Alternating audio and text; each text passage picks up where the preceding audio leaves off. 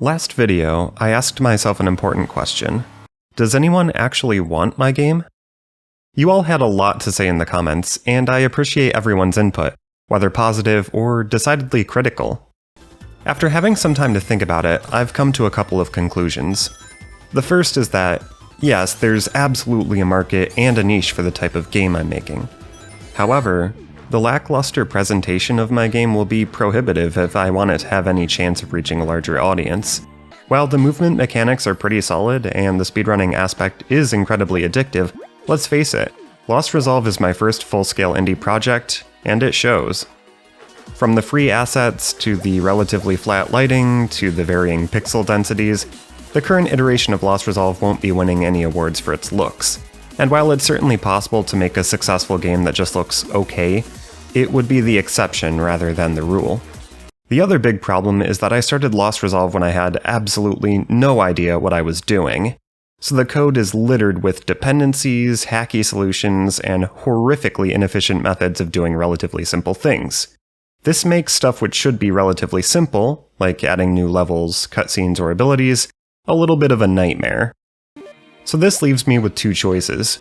I could leave well enough alone and finish the remaining levels, areas, and cutscenes. While it might not be the prettiest game in the world, it would have enough content for a nice 2 to 3 hour first playthrough, and plenty of addicting speedrun challenges for replayability. And even though it might not be the most marketable game, it would still be fun, and I'd still be pretty proud of it. Or I could do something more drastic. I could treat the current version of the game as a prototype, and start from scratch, overhauling every aspect of the game to help it reach its full potential. It's a tough decision. It seems there's always a chorus of voices warning you not to start with your dream game, saying you should release smaller projects first and limit their scope as much as possible to avoid becoming overwhelmed. That's all well and good, but I don't think it's necessarily the solution for me. Everybody's journey is going to be different, and I think it's inherently wrong to prescribe one correct way of doing anything creative. For some, it's great advice to start small and work up to a larger scale project. But for others, that large project might be the very motivation they need to catalyze their progress.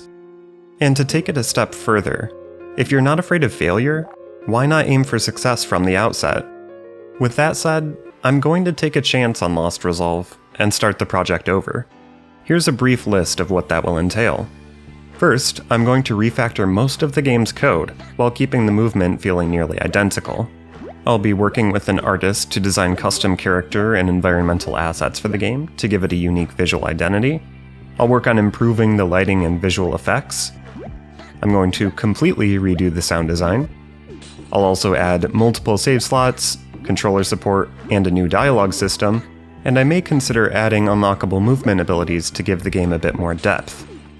I'll also be vastly expanding the game's levels and the world as a whole. Does that sound like a lot of work? It will be. But that's okay.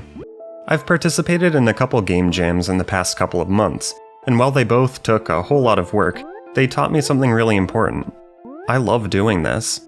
Possibly more than anything else. So no matter the amount of work in front of me, I'm going to give this project my absolute best shot.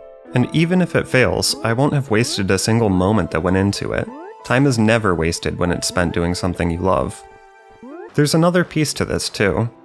Though I haven't talked too much about Lost Resolve's story, it does have one, and I hope to communicate a message that's pretty close to my heart.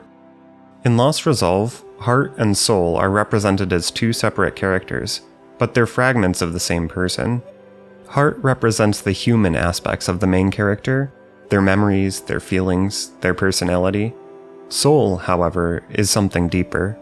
She's a spirit, the essence of life in abstract, representing things like passion, purpose, and resolve. Since her counterpart is broken and weak, Soul is tasked with finding the character's lost resolve. You'll learn more about both of them in the game's cutscenes, but if I could sum up the game's message in a few words, it would be this: don't you dare give up. Sometimes life will kick you to the curb. Sometimes it's relentless and you can never seem to catch a break. And other times, it's going pretty okay, but you're still sad and you don't really know why. Regardless the circumstance you find yourself in, I want to remind you that it's never hopeless. As long as there's breath in your lungs, there's hope for the future, so don't ever stop pursuing your passions or chasing your dreams. That message has been weighing heavy on my heart lately, so I'm going to take that passion and pour it into this game. Regardless whether the game succeeds, it's something I care greatly about, and I'm incredibly grateful to anyone who wants to come along for the ride.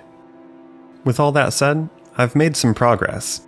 I found an artist to work with, and while it'll be a few weeks before they can start creating assets for the game, I'm optimistic that it'll be the right match to make a unique and beautiful look for the world of Lost Resolve. In the meantime, I've successfully refactored the better part of my 850-line monstrosity of a movement script into a very condensed version that uses a finite state machine and is currently less than 300 lines. It feels pretty identical to the original movement, and besides some small bugs, I'm just about ready to begin moving to other aspects of the project. I've also begun playing around with some more detailed lighting effects, and reworked the dash and bounce effects to feature after images instead of circular particles. I think it looks a lot nicer this way, and there's even more visual improvements on the horizon. Though this footage is still using the old assets, it's a much better representation of what I want the first area to look like. So I'm well on my way, and I'm excited to give this project the effort and attention it deserves to become something truly special. If you'd like to come along for the ride, feel free to subscribe and wishlist the game on Steam. I'm looking forward to the full reveal of the game's visual overhaul, but until then, I'll be hard at work getting all the game's systems working seamlessly in the new project file. There's a lot of work ahead, and I can't wait to get started. I'll see you guys in the next video.